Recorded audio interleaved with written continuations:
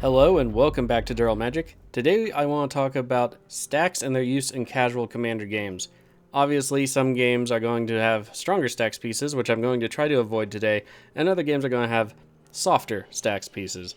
Today I'm going to be trying to find a middle ground, as I often do with casual commander, and put in some cards that maybe won't get everyone salty.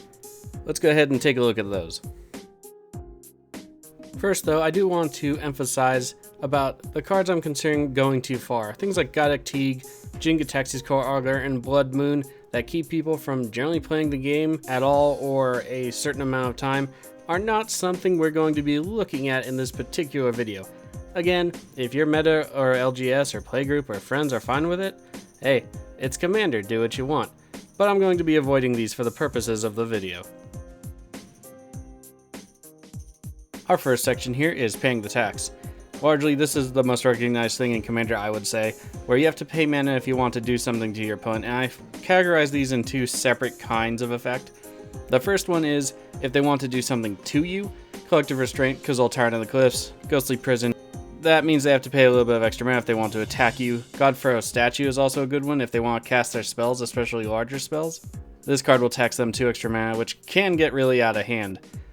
And then the other category is things they want to do, and you just get a benefit anyway. Cards like that are Smothering Tithe, Esper Sentinel, Rhystic Study, something where there's a game action that takes place, and they can pay to prevent something benefiting you from happening. Either way, it's going to cost them some extra mana to do it, thereby denying them resources via a choice of their own if they want to, or if they want to not pay that effect, they can keep their resources, but you get some kind of benefit out of it. Doesn't lock anyone out of playing the game though, which is important and what we're aiming for. The next section I want to cover is something I call sorcery speed, but really what it is changing the time frame your opponents get to interact with you.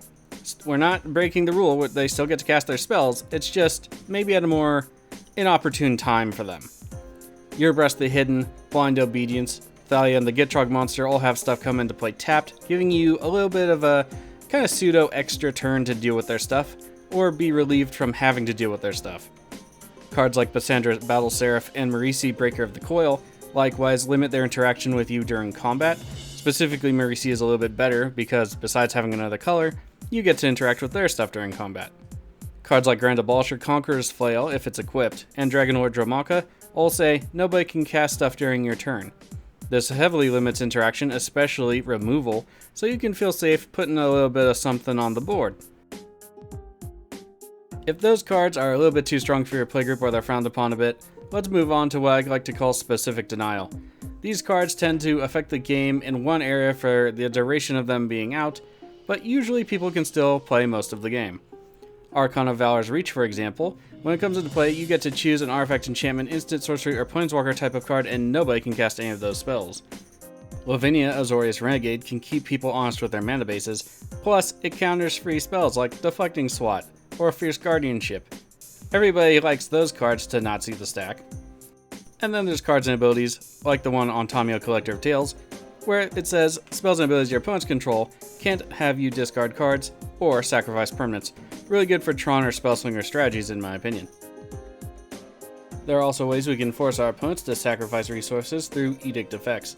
Largely centered in black, a lot of these effects happen there, like Grave Pact and Archfiend of Depravity, but we also have other effects like Druid of Purification and Pier's Whim, Karmic Justice, Crack the Earth, Martyr's Bond, stuff like that, where we can force our opponents or everybody to sacrifice something of their choice. Usually it does give the choice, and that's good for politics and letting people keep their stuff. Putting on too many of these effects might be detrimental, but they kind of do all the same thing, so it's not too bad. A lot of these effects, though, only apply when something happens to you, the user, in retaliation for something that an opponent has done. Therefore, we can also classify them in our next section, which we'll get to now.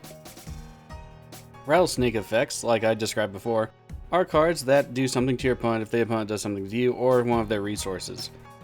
For instance, Teysa, Envoy of Ghost, if a creature your opponent has hits you, it's destroyed and you get a token then to either block or retaliate with. Riddle Keeper, whenever something attacks you or a planeswalker you control, they mill the top 2 cards of their library. And Emberwild Captain says, as long as you're the Monarch, if an opponent attacks you, they take damage equal to the number of cards in their hand. And there are a ton of these kinds of cards.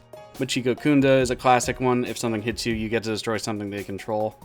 Teysa Envoy of Ghosts is very similar to cards like Dread and No Mercy. And then there's also Dissipation Field in blue. Largely, these tend to be in black and red like I said prior, but all these cards have in common is do something to me and you get hurt. Much like a rattlesnake, it'll warn you not to touch. Last but not least, I do have a question for the viewers, and that is, what is goad? What do you consider that? Is that a form of light stacks, would you say? Or is that just more a combat manipulation? It does take away player agency for attacking or defending with their own creatures. I don't know, this one kind of rides the fence for me. I would err on the side that I consider it a stacks kind of effect. But you can let me know what your opinion is of it in the comments below. Anyway, this has been a brief overview of generally the softer side of stacks that you can use in a casual Commander game. I think a lot of them are perfectly acceptable. Some ride the line like Doneth Magistrate. I personally don't use that kind of card, but I do like that it enforces a plan B kind of scenario. If you want a more in-depth discussion about some of these cards and some things I didn't mention like Punisher type of effects, you can go into the description below and click the link to my article on Flipside Gaming. Other than that, I'll see you guys next time.